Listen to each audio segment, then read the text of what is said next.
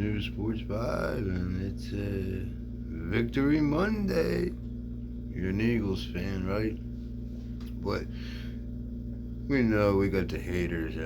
No, we'll call it Victory Dub Monday.